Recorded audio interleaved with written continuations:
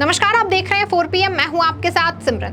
देश के अंदर लोकतंत्र के महापर्व का महाउत्सव मनाया जा रहा है। आज देश के 8 राज्यों व केंद्र शासित प्रदेशों की कुल 49 लोकसभा सीटों पर मतदान किया जा रहा है, जहां करीब 8 करोड़ 95 लाख से ज्यादा मतदाता 94,732 मतदान केंद्रों पर वोट डालकर अपना प्रतिनिधि चुनेंगे।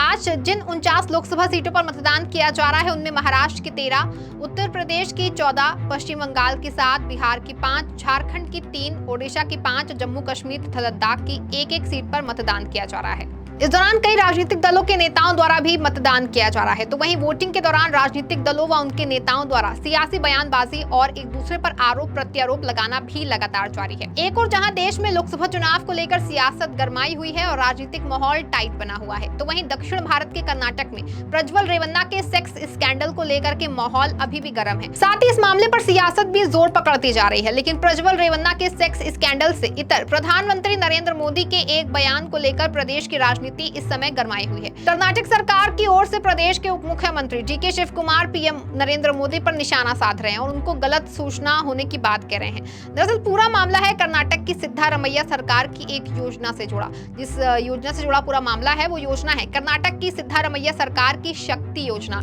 इसी योजना को लेकर के पीएम मोदी के दिए गए बयान पर कर्नाटक के उप मुख्यमंत्री डीके शिव कुमार ने पलटवार किया है और पीएम को गलत जानकारी होने की बात कही। कर्नाटक के उप मुख्यमंत्री डीके शिव कुमार ने कहा कि वो प्रधानमंत्री नरेंद्र मोदी के इस कथित बयान से हैरान हैं कि शक्ति योजना के कारण बेंगलुरु मेट्रो को राजस्व का नुकसान हुआ है। बता दें, कर्नाटक में सिद्धारमैया के नेतृत्व वाली कांग्रेस सरकार द्वारा लागू की गई शक्ति योजना के तहत महिलाएं सरकारी बसों में मुफ्त यात्रा का लाभ उठा सकती हैं। इस दौरान Karnataka deputy CM DK Shivakumar ने पीएम पर निशाना साधते हुए कहा कि प्रधानमंत्री के पास शक्ति योजना के बारे में जानकारी का अभाव है और इसलिए उन्होंने कहा कि इससे बेंगलुरु मेट्रो के राजस्व पर असर पड़ा है। कर्नाटक कांग्रेस के मुखिया व उप मुख्यमंत्री ने आगे कहा कि नम्मा मेट्रो ने पिछले एक साल में 130 करोड़ रुपए का राजस्व अर्जित किया है। इसी अवधि में ग्राहकों की संख्या में भी 30% की वृद्धि हुई है। बेंगलुरु मेट्रो बेंगलुरु तक ही सीमित है, जबकि समूचे राज्य के लोगों को ध्यान में रखते हुए शक्ति योजना शुरू की गई है। डीके शिव कुमार ने कहा कि महिलाओं पर महंगाई के बोझ को कम करने के लिए कांग्रेस द्वारा शक्ति योजना शुरू की गई है। उन्होंने कहा मेट्रो राज्य और केंद्र के बीच एक संयुक्त पहल है और इसने पिछले एक साल में अच्छा प्रदर्शन किया है। शिव कुमार ने कहा कि ऐसा लगता है कि किसी ने प्रधानमंत्री नरेंद्र मोदी को गलत जानकारी दी है। कांग्रेस नेता ने कहा कि मैं प्रधानमंत्री को बताना चाहता हूं कि महिलाओं को शक्ति योजना की पेशकश करते हुए कर्नाटक राज्य सड़क परिवहन निगम और बेंगलुरु मेट्रो को कुशलता पूर्वक संचालित किया जा रहा है। कर्नाटक में महिलाएं प्रतिदिन 60 लाख यात्राएं कर रही हैं। शिव कुमार ने बताया कि महिलाएं इस शक्ति योजना से बहुत खुश हैं। कई अन्य राज्य शक्ति योजना में रुचि जाहिर कर रहे हैं। प्रधानमंत्री नरेंद्र मोदी ने एक साक्षात्कार में कथित तौर पर बस और मेट्रो रेल सेवाओं पर बात की है। उन्होंने कहा कि कर्नाटक का विशेष संदर्भ दिया या नहीं ये ज्ञात नहीं है। ये पूछे जाने पर कि क्या उत्तर कर्नाटक में बसों की कमी है, कर्नाटक के उप मुख्यमंत्री डीके शिव कुमार ने कहा कि हमने 1000 नई बसें खरीदने का पहले ही निर्णय ले लिया है।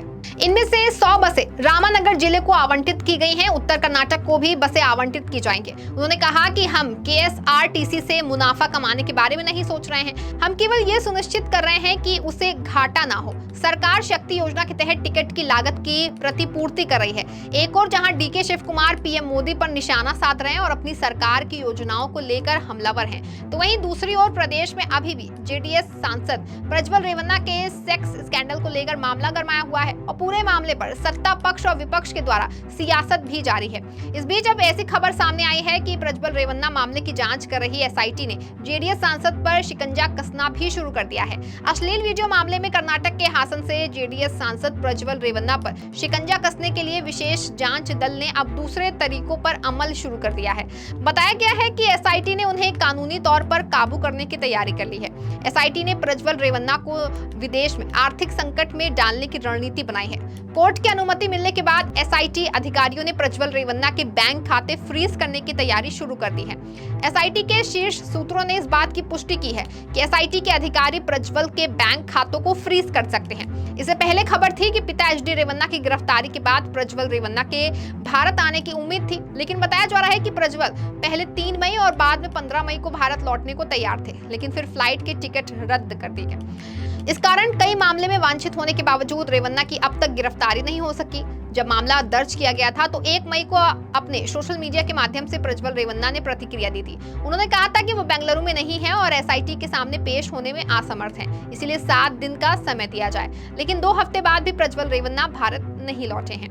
वहीं बता दें कि इससे पहले यौन शोषण के आरोप झेल रहे हासन के सांसद प्रज्वल रेवन्ना के खिलाफ 42वीं एसीएमएम कोर्ट ने गिरफ्तारी वारंट भी जारी कर दिया है। विदेश भाग चुके प्रज्वल के खिलाफ ब्लू कॉर्नर जारी किया गया था, लेकिन कोई सुराग नहीं मिला। दूसरी ओर रेड कॉर्नर नोटिस जारी करने की कानूनी प्रक्रिया में एक बाधा थी। एसआईटी ने कोर्ट को अब तक उठाए गए कानूनी कदमों के बारे में आश्वस्त किया था। एसआईटी ने जारी किए गए लुकआउट नोटिस और ब्लू कॉर्नर नोटिस के बारे में विस्तार से बताया और कहा कि मूल आरोप पत्र जमा करने की कोई आवश्यकता नहीं है। इसे समझते हुए कोर्ट ने प्रज्वल रेवन्ना के खिलाफ गिरफ्तारी वारंट का आदेश जारी कर दिया। एक और जहां एसआईटी प्रज्वल रेवन्ना पर शिकंजा कसने की तैयारी में है और प्रदेश सरकार भी प्रज्वल रेवन्ना के मामले पर गंभीर नजर बना रहा है, वहीं दूसरी ओर प्रज्वल रेवन्ना को लेकर प्रदेश की सियासत गरमाई हुई है। इतना गंभीर मामला सामने आने के बाद भी भाजपा ने जेडीएस से अपना गठबंधन बनाए रखा है। साथ ही बीजेपी लगातार उल्टा प्रदेश की सिद्धारमैया सरकार पर ही निशाना साध रही है। इस बीच कर्नाटक भाजपा अध्यक्ष बीवाई विजेंद्र ने सत्तारूढ़ कांग्रेस पर हमला बोलते हुए कहा कि राज्य में कानून व्यवस्था की स्थिति ध्वस्त हो चुकी है।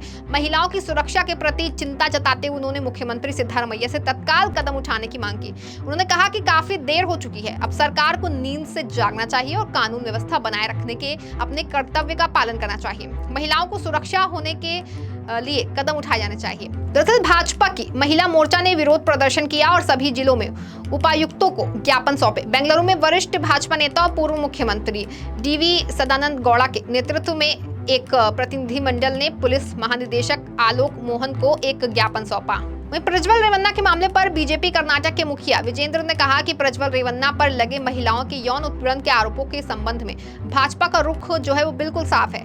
राज्य सरकार को मामले को गंभीरता से लेना होगा और जांच सीबीआई को सौंपनी चाहिए। हर दिन इस मामले में नई बातें जो हैं वो सामने आ रही हैं, इसीलिए वो मांग करते हैं कि बिना किसी देरी के प्रज्वल रेवन्ना मामले की जांच सीबीआई को दे दी जाए। उन्होंने सवालिया लहजे में कहा कि सरकार क्यों हिचकिचा रही है। मामले को लेकर कई वरिष्ठ नेताओं के नाम भी सुनने में आ रहे हैं। विशेष जांच दल निष्पक्ष जांच नहीं कर सकता। बीजेपी कर्नाटक अध्यक्ष विजेंद्र ने कहा कि भाजपा इस मामले में किसी का समर्थन नहीं कर रही है, केवल पीड़ित महिलाओं के लिए न्याय चाहती है। इस मामले का राजनीतिक फायदा उठाने के बजाय पीड़ितों को न्याय दिलाने के लिए मामला सीबीआई को तुरंत सौंपा जाना चाहिए। किसी भी पार्टी का सवाल नहीं है, ये एक जघन्य अपराध है और जो भी दोषी है उसे वो कितने भी बड़े हों उन्हें दंडित किया जाना चाहिए। जाहिर है कि भाजपा की ओर से लगातार मामले की सीबीआई जांच कराने की मांग की जा रही है, तो वहीं दूसरी ओर कर्नाटक सीएम सिद्धारमैया साफ कह चुके हैं कि वो सीबीआई जांच नहीं कराएंगे। मामले की जांच एसआईटी ही करती रहेगी। फिलहाल जांच चल रही है, लेकिन मामले के सामने आने के इतने दिन बाद भी प्रज्वल रेवन्ना देश से बाहर है। देखना यह है कि मामले में आगे क्या कार्रवाई होती है। इस खबर में फिलहाल बस इतना ही। ऐसी तमाम राजनीतिक खबरों के लिए बने रहें और देखते रहें 4PM। धन्यवाद।